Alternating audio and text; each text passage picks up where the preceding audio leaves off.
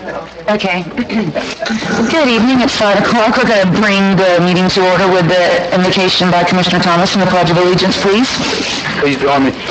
Gracious Heavenly Father, we thank you for this opportunity to be here today and do our county's business. We ask you to just bless everything that we say and everything that we do here in this place.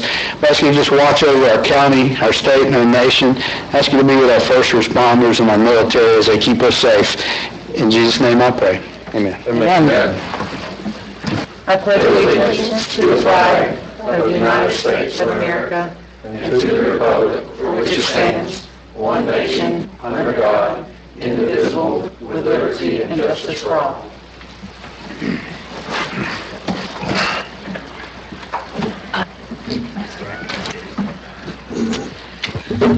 Okay, I need an approval of the agenda, please. So moved. Second. First and second, all in favor? Aye. Jess, any citizens to be heard? No awards and presentations. Move to consent. Move consent. First and second, all in favor? Aye. No consent items pulled for discussion. Moving right on into general business. Ms. Summer? Yes, so this first one and only general business item this evening is a request for the board's approval establishing an affordable housing committee and selecting and appointing members to serve on that committee. We've received several interested parties looking to serve on this committee, so I would just ask that the commission consider each of these members and go through and select those membership. As a reminder, we have to have a minimum of 8 individuals to serve on this committee. Commissioner Kemp does act as one of those 8, so I would need a minimum of 7 selected tonight, and at least 6 of the categories presented in the agenda item do have to be represented on this committee. Thank you. Madam Chair, Yes? my wife submitted her name on this list, so I will be recusing myself from the vote. Okay. And I have filled out the paperwork with the clerk. Mike, you get a list there, go ahead and make it. I got, the ones that I had was Louis LaMarche, Andrew Riddle, Rodney Smith, Karen Williams, Karen Ward, Cynthia Thomas, and say the one name, Ms. Corinne Morrow. Corinne Morrow. I didn't want to mess up her name. Kemp. And of course myself. I'll second your motion. I have a motion and a second. Any discussion? I'm sorry, can you say that? I didn't get all those. Did you get them? I did not get all of them. Okay, Louis LaMarche, Got it. Andrew Riddle, Rodney Smith, Karen Williams, Karen Ward, Cynthia Thomas, and Corinne Morrow. Ray Morrow, Yep. Renee, you get it? And Mike Kemp. and me. Was she right? Did you? Okay. Who was the one for number 9? Between Clinton and Smith? Smith. Smith, Rodney. Rodney Smith.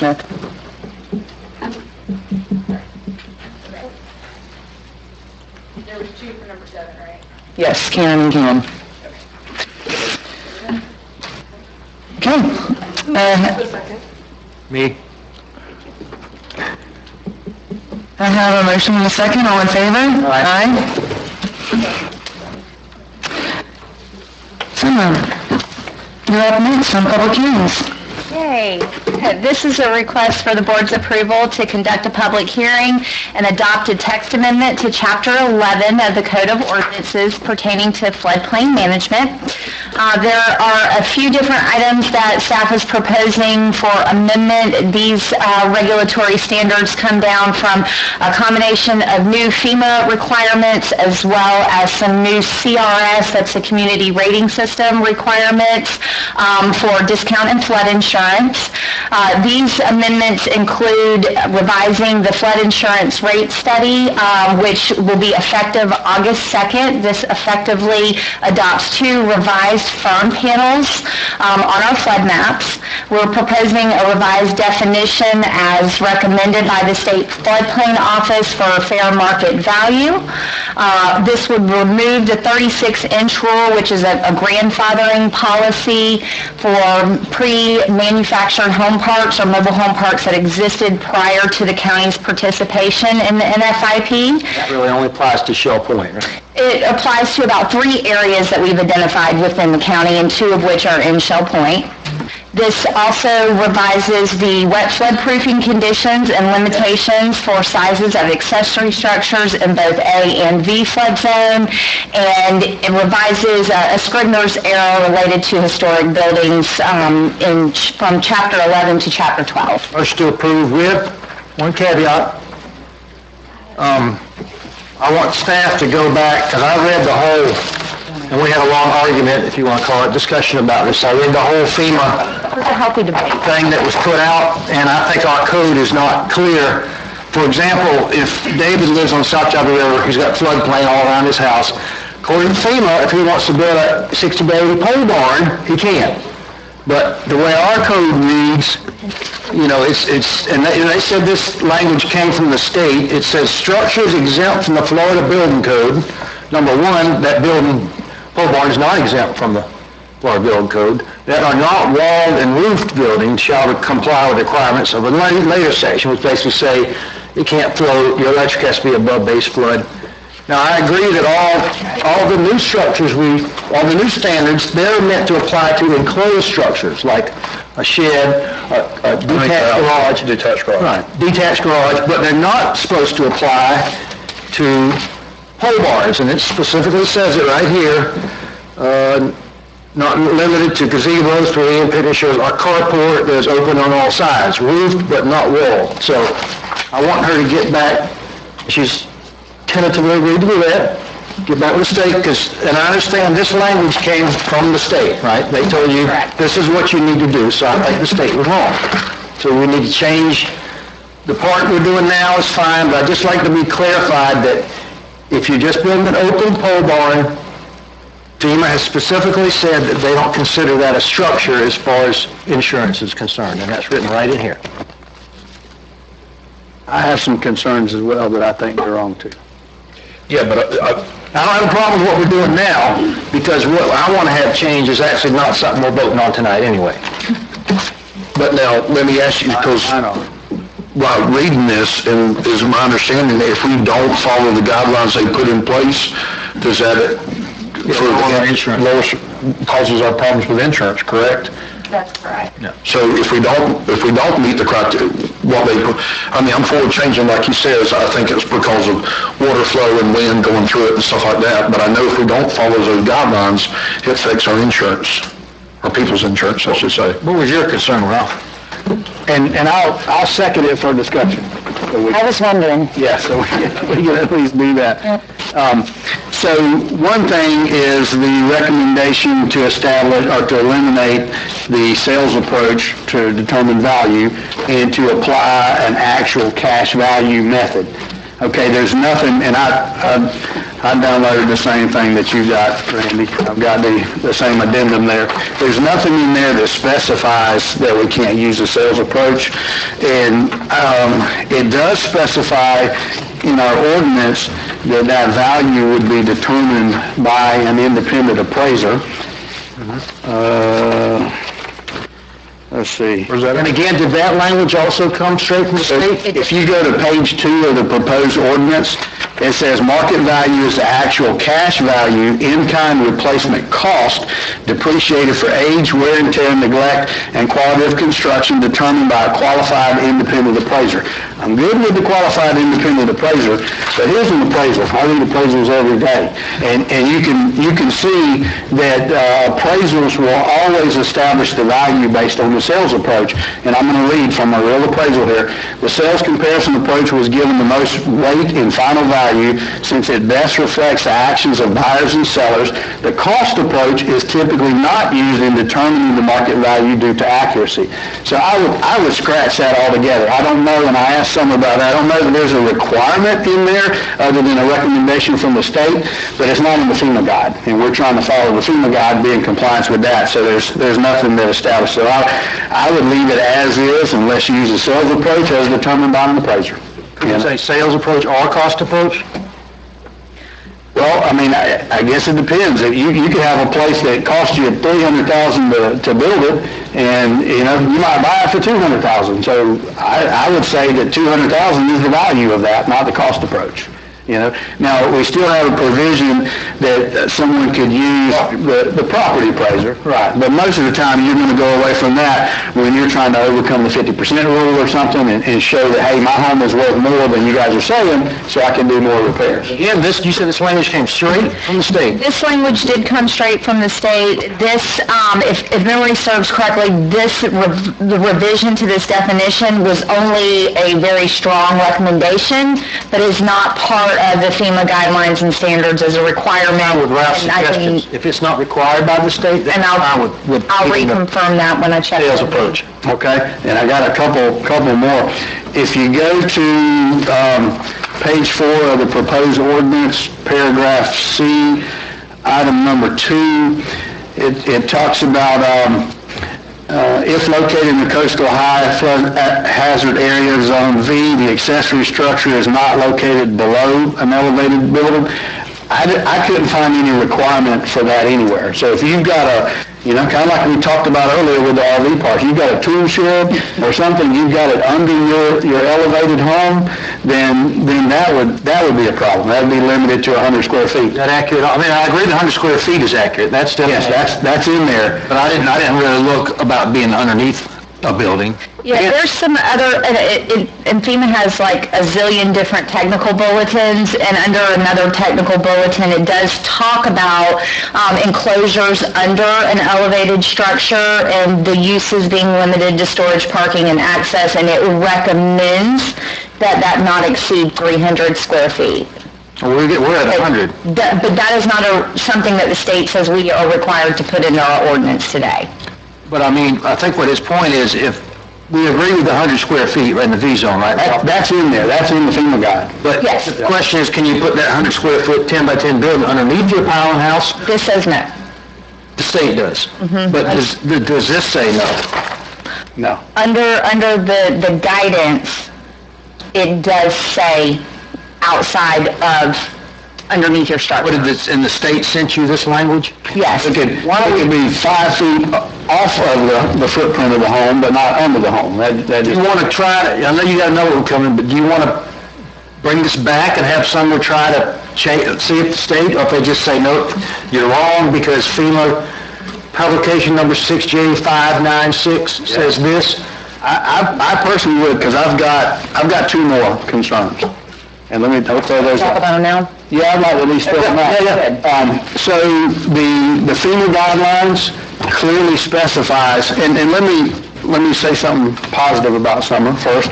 Paragraph 1 here, she established a 600 square foot.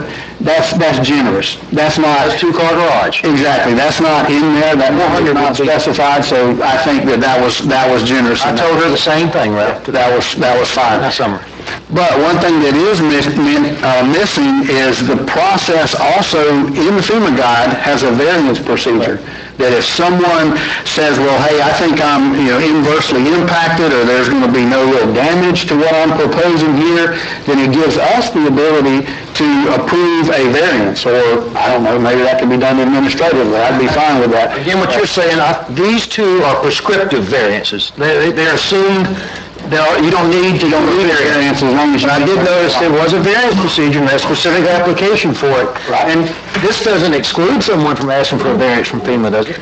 Well, in order to seek a variance from these provisions, you would have to have that variance process written into this ordinance establishing that process. I have, on a number of occasions, recommended to you guys not to go forward with variances related to the floodplain ordinance.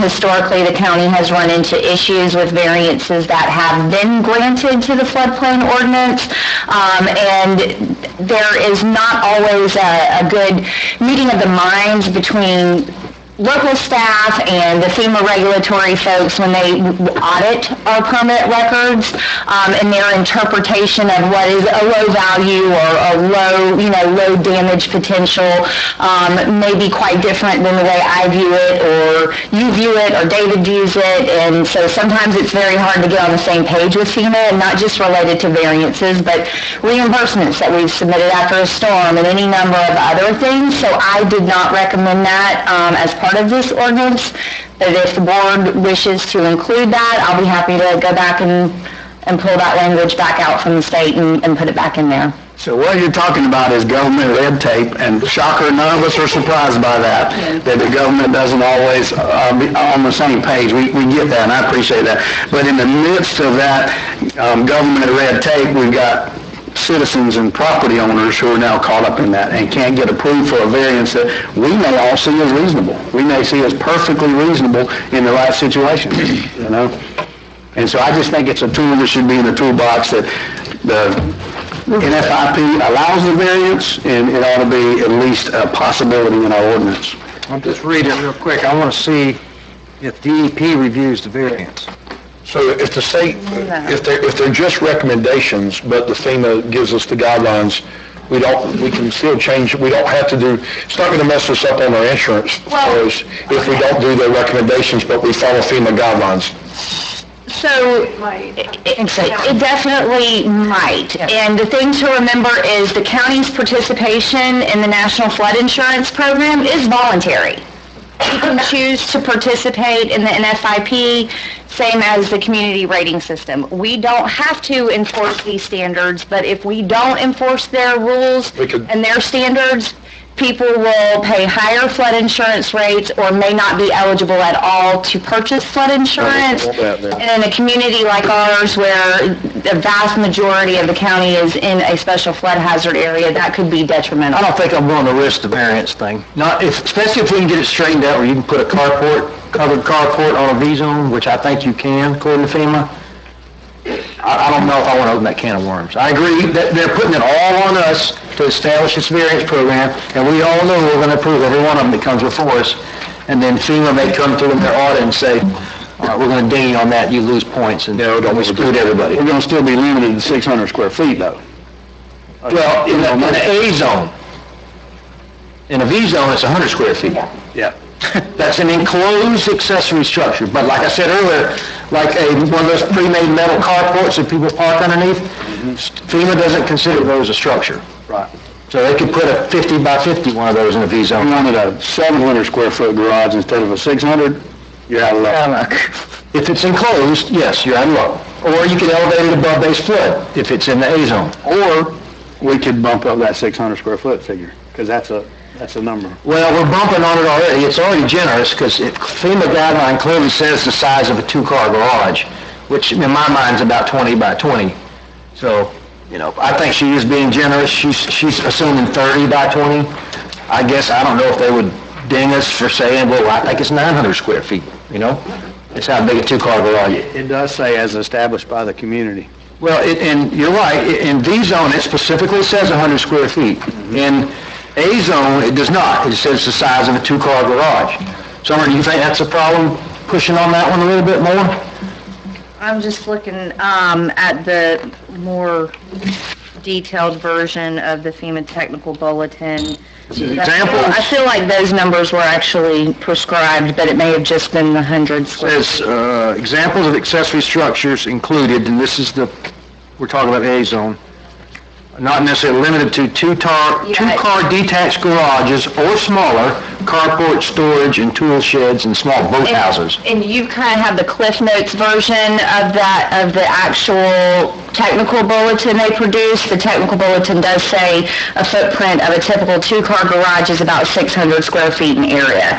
And that's what the state recommended, that we could go smaller, but that was their recommended for max. I wanted to build that two-car garage on my property where it has flood zone. I could elevate it and build as big as one as I wanted to, as long as it wasn't below base flood elevation, which I think makes sense. Which might be 13 feet in the air to get up into your garage. Not in my house, No, not in my house either. Nobody asked about my house. I know it is at your house. One last thing, if you don't mind. I don't mind at all. And I did bring this up to someone, and she sent me some information, but I'll tell you that I didn't have a chance to dig into it. But the 36-inch rule for the foundation, and... I think that's pretty cut and dry. Think so? Yes. What's requiring it, though? If I may, that's a prerequisite, a new prerequisite for the CRS program. It's not necessarily in this. That's correct. It's not in that. It's an addendum to the Community Rating System Manual. I didn't see it in either of the two emails that you sent me. And I didn't have a whole lot of time, so I might... So what I will say is in the first one I sent you, under the prerequisite for Class 8, it says that all buildings must be elevated 1 foot above base flood elevation, including the replacement of manufactured homes in pre-firm manufactured home parks. So the pre-firm manufactured home park is what the FEMA gives the exemption for the 36 inches. But CRS is saying no. To be a Class 8, you must remove this and require all new structures 1 foot above base flood. Right now, we're a Class 7, which gives our citizens a 15% discount in their flood insurance rates. If we do choose not to implement and remove this policy, then we'll back down to a Class 9, which will give our citizens a 5% discount in insurance rates going forward. Gotcha. And what are we now? We're a 7 with a 15% discount. And I agree with the getting rid of that. I mean, I'm not saying I personally agree, but I agree we have to. Which... The grandfather, the 36. Oh, gotcha. That's all I have. What were we down to? What? I think we did. Point 1, I think I agree with, which is what? The cash value. Cash value, yep. 2 and 3, I don't think it's a good idea, me personally. And then my thought was, clarify the fact about the open structures are allowed in the D zone and A zone, as long as they don't have walls. So they can have one wall, they can't have more than one wall, and they can have a roof over them. So you don't think there's any value in having a variance process? I don't. I just think it's going to be too problematic. Again, we all have soft hearts. Somebody comes up here, they want to build a 900 because they want grandma to live in it, whatever, we want to keep her stuff in it or whatever, we're going to grant it, and then FEMA's going to come back and audit us, and they're going to say, ding us. Well, it would still have to be in compliance with the NFIP.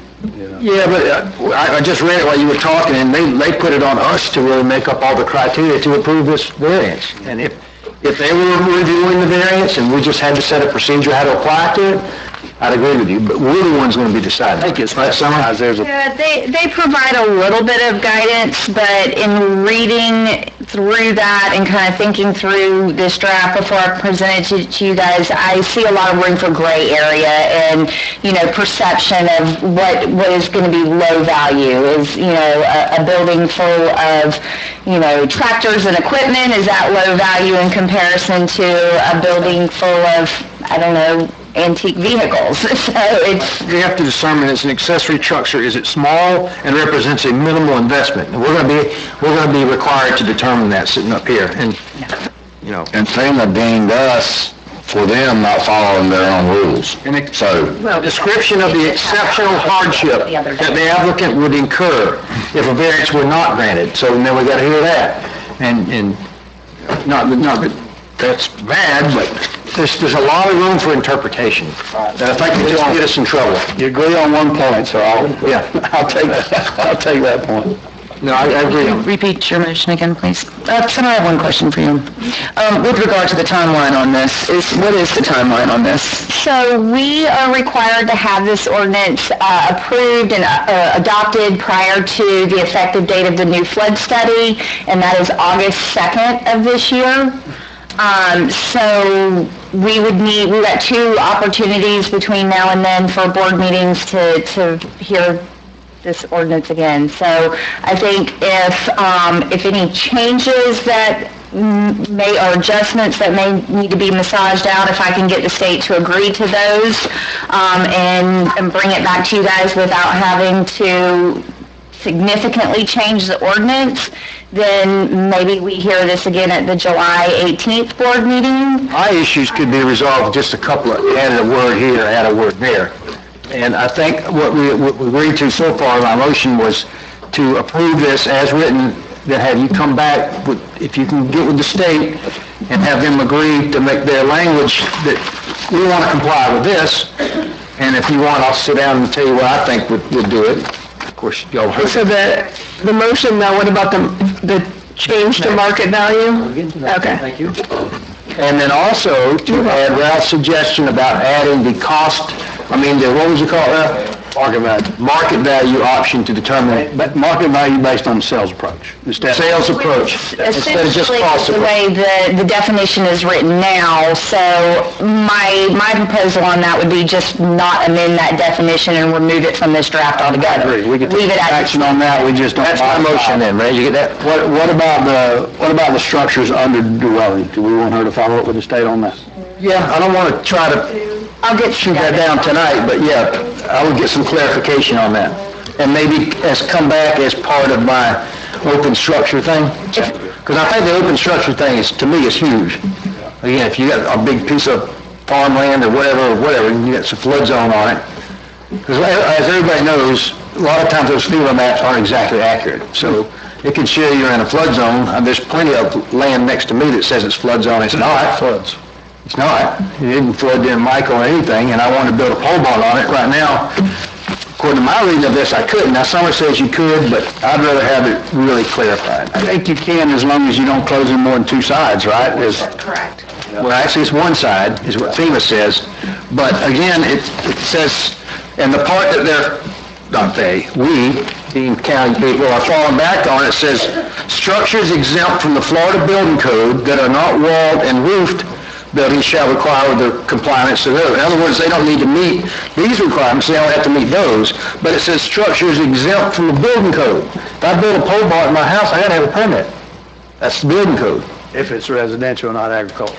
If it's, correct, I think the correct. key with that is too, Randy, well, I've thought about it since we talked earlier, is, it's a structure, and for the FEMA regulatory standards, if it doesn't have four sides, then it's not a structure, and they don't regulate that. Not necessarily the exemption from building code, which may fall into, chicky huts or... Building code regulates everything structural that's not specifically exempted, but FEMA does not. It specifically says we don't even consider that a structure as far as we're concerned. So anyway, that's what I'd just like clarified. Okay. That's my motion. Okay. That's a lot. So did you get it? No. Okay, so is the motion to approve the ordinance as written, except strike the market value Correct. amendment? And then direct staff to clarify with the state that accessory buildings only mean enclosed buildings, and the clarification whether the accessories can be under the main building for the possible future ordinance revision. Correct. And verify that structures that have a roof but not walled are not covered, not considered accessory structures at all. So they can be built on any B zone, any A zone. Which is, when I said accessory buildings only mean enclosed buildings, right? Correct. No, because the engineering definition, they have enclosed, partially enclosed, and open, so... that's If Accessory structure is not for residential. it can have one side on it, so that technically is not an open building, but Well, what to me enclosed means there's four sides. you're not an engineer. So I just want to clarify, to approve this as is tonight. If someone is in Zone A or Zone AE, they will no longer be able to build any accessory structures greater than 600 square feet. Any enclosed is the way I'm being told they're going to interpret it. If they came in with a 2,400 square foot open pole barn, someone told me they could build it, right? Yes, unless that structure is elevated 1 foot above base flood elevation, then it can exceed 600 square feet. That's back to what Ralph was saying, though. And that rule applies to a single structure. So if they can build two 600 square foot structures, but not one 1,400. Correct. Yeah, But not under the house. here's mud. Yeah. There's mud. Yeah. You could also connect them with a walk, I'm just kidding. You can't do that. We're adopted that. Exactly. I think that's what's happening. I'm not 100%, but A lot of the times these issues comes up in like Shell Point or whatever, they want to put a carport to park underneath, and they want a little shed to keep the lawnmower, so I don't think this is gonna drastically change that. So is that the motion, and is that consistent, are you seconding that? Yes, ma'am. And this is to adopt the ordinance and bring you guys an update on the rest. Adopt the ordinance with the exception of the cost The determination. market value? We're just gonna strike that language, or just leave that. Is that safe, as- Summer? Is that safe? That's safe enough, yeah. Safe enough? Safe enough. I'll bring you guys an update on the other, and if we need to make some adjustments, we'll do it I again. certainly think we need to clarify it, at least to say, look, these are exempt from the FEMA Understood. regulation. Nothing's ever permanent in government, so why not? Change it again. Yeah. Okay, It's just easier to get it at one, it's easier to do it at one time than just come back and change an ordinance. I'm calling the question, Randy. Here we go. We have a motion and a second. All in favor? Aye. Was that the motion to call the question, or a motion? Randy, get a starburst. All right. Moving on to public hearings, number 12, please. Second on the call to question. I didn't even do it. We're done. Summer, number 12, please. No, we just said number 12, and you've got me so, anyway. Planning and zoning, number 13. Verklempt. This is an application for change of zoning R2205. This is to remove some of the C2 restrictions and take it back to just general C2. This is on a parcel. Is there any ex parte communications? Chuck made the motion, no. Don't get mad at me. None. He did. None. None. None. Is there anyone here who's going to provide any information? Please stand up to be sworn. Do you swear or affirm to tell the truth, the whole truth, and nothing but the truth? I do. Thank you. We have a motion and a second. Any discussion? This is the same as the others we've been cleaning up. Yes, and this is the second public hearing required for this rezoning, so. Have a motion and a second. All in favor? Aye. Passes unanimously. No commissioner agenda items tonight. County attorney? Nothing additional. County administrator? Nothing additional. No citizens to be heard? Discussion issues by commissioners. Commissioner Merritt? Commissioner Kemp? Commissioner Messersmith? None. Commissioner Hess? Water from the sewer strip is flowing to the golf course. Yes!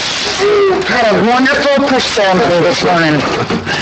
After asking this question for years. For years, Dave, when's the water gonna get? A day. Today was the day, D-Day. Commissioner Hess pushed the button. Yes, he did. Yep. He drank the water, though. Yeah, there was just one button. Where's Ned? You want to talk about it, Ned? The green button. It was already on, they just let you push the button. Randy, don't tell him. Part of that. Exactly. We heard it. We heard it. We saw it. Where were you? Anyway, do you have anything? Working, motion to adjourn. I was working it. Working.